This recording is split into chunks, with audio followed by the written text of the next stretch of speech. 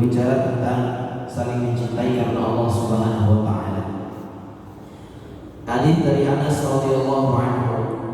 Wa an Anas radhiyallahu anhu anna rajulan kana 'inda an-nabi sallallahu alaihi wasallam famarra rajulun bihi faqala ya Rasulullah anni la uhibbu hadha faqala lahu an-nabi sallallahu alaihi wasallam a'lamtahu qala la qala a'limhu falahu faqala inni uhibbuka fillah faqala ahabbaka alladhi ahbabtani lahu.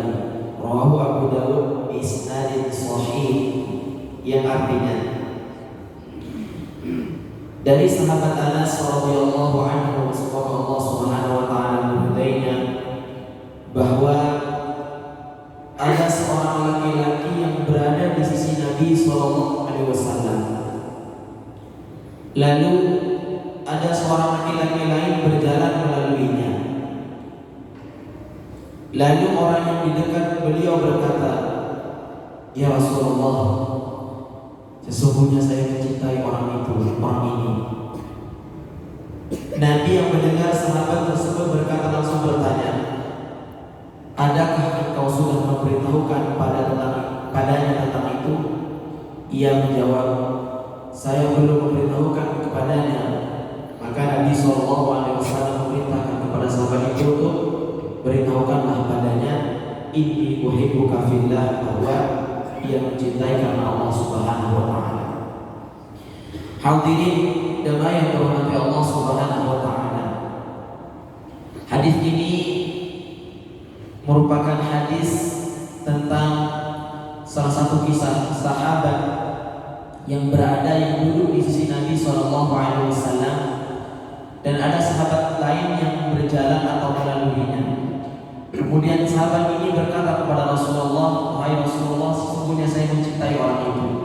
Lantas Nabi bertanya, "Apakah kamu sudah memberitahukan kepadanya bahwa kamu itu mencintai?" "Belum ya Rasulullah." Maka Rasulullah SAW memberitahukannya untuk mengatakan kepada saudaranya bahwa ia mencintai karena Allah Subhanahu wa taala.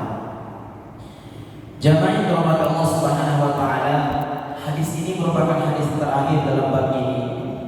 Kalau kita simpulkan dari awal atau beberapa poin yang dapat kita ambil dari bab ini, yang pertama adalah bahwasanya salah satu sebab agar kita mendapatkan kelezatan iman kepada Allah Subhanahu wa taala adalah kita mencintai saudara kita karena Allah Subhanahu wa taala.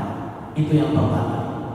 Yang kedua adalah salah satu orang yang akan mendapatkan naungan kelak di yaumul qiyamah, dan di mana pada hari itu tiada naungan kecuali naungan Allah Subhanahu wa taala, adalah seseorang yang saling mencintai, saling menyayangi karena Allah Subhanahu wa taala.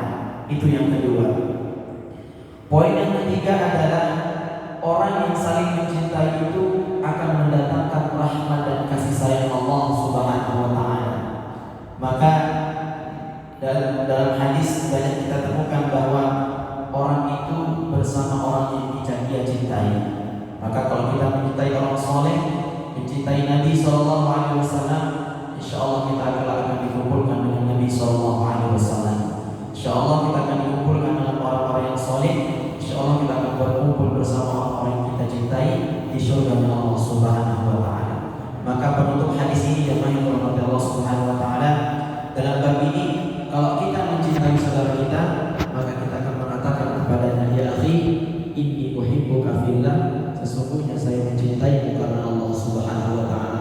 Insyaallah dengan cinta kita kepada saudara kita akan mendatangkan rahmat dan kasih sayang Allah Subhanahu wa taala.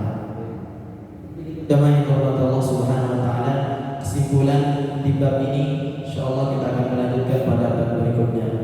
Mari kita tutup dengan alhamdulillah dan kafaratul majlis. Alhamdulillahirabbil alamin. Subhanakallahumma wa bihamdika asyhadu an la ilaha illa anta astaghfiruka wa atubu ilaik.